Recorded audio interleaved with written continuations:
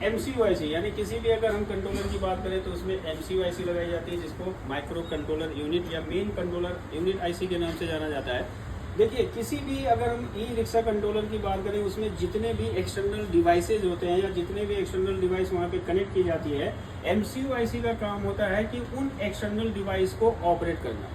ठीक है, अब ये MCUIC काम कैसे करती है कि जैसे ही MCUIC को 5.0 वोल्ट की सप्लाई इसको इनपुट दिया जाता है, ये इसका क्या होता है BCC पिन होता है, यानी ये आईसी जो ऑपरेट होती है वो कितने वोल्टेज पे ऑपरेट होगी, 5 वोल्ट पे ऑपरेट होती है।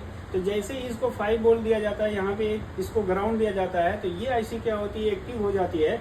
और इस आईसी के अंदर क्या होता है, ऑसिलेटर का एक सेक्शन दिया जाता है। ऑसिलेटर का मतलब होता है फ्रीक्वेंसी बनाना या सिग्नल बनाना। तो जैसे ही यहाँ पे 5.0 वोल्ट की सप्लाई दी गई, तो इसके अंदर जो ऑसिलेटर का सेक्शन होता है वो ऑन हो जाता है, और ऑसिलेटर आईसी क्या करता है कि यहाँ पे PWM की सप्लाई जनरेट कर देता है, और यही PWM की सप्लाई रिटर्न इसी आईसी को दी जाती है।